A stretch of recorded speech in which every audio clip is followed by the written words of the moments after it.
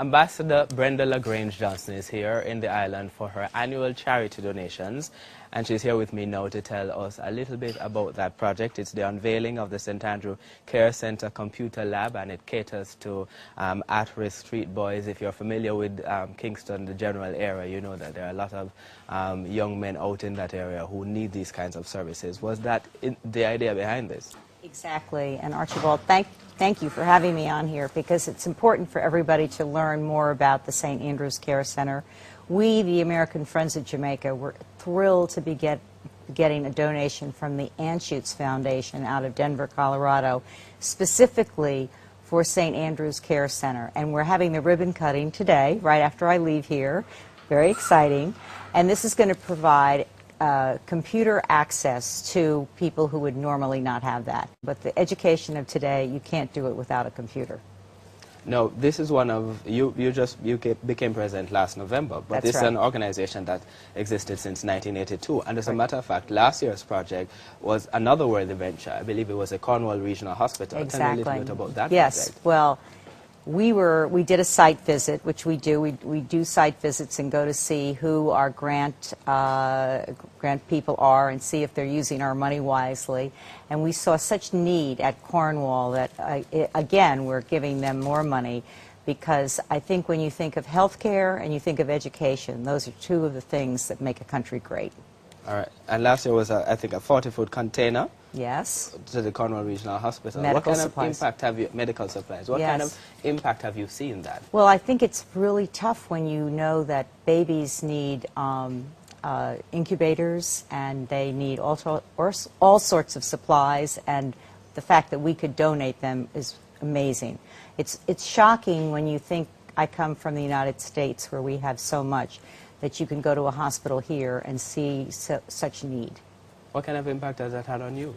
Dramatic. I think dramatic. When you think that I think it's $1,200 for an incubator. That doesn't seem like a tremendous amount of money when you're thinking in terms of saving many lives. So all of those things are major, yes, important. All right, you say health, education. Right. Well, healthcare and education are two other areas that you do, Yes. which is why you did Cornwall Regional last year, and this year you're doing the St. Andrew Care Center, and it will be unveiled this evening?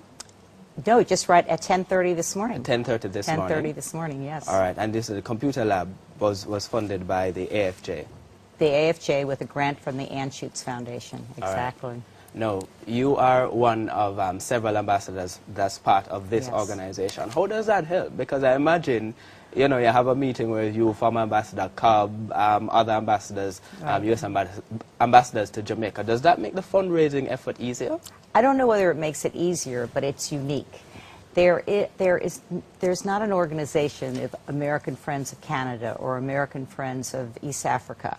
It's American Friends of Jamaica, founded by Ambassador Glenn Holden over 30 years ago, and every single sitting ambassador has participated and is on the board, along with many other very prominent Jamaicans and Americans on the board.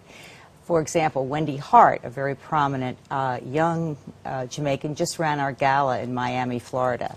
And it was a big success. It just happened on Saturday. So there's a combination of the ambassadors and other very interested people in helping Jamaica. It's a great organization.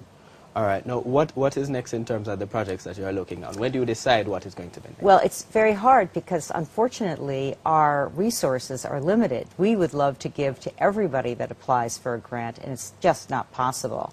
One of our other things is His Royal Highness Prince Charles came here in 2000 and again in 2008 to launch the Rosetown Foundation. We granted money to Rosetown Foundation. We're restoring an entire village, the village of Rosetown.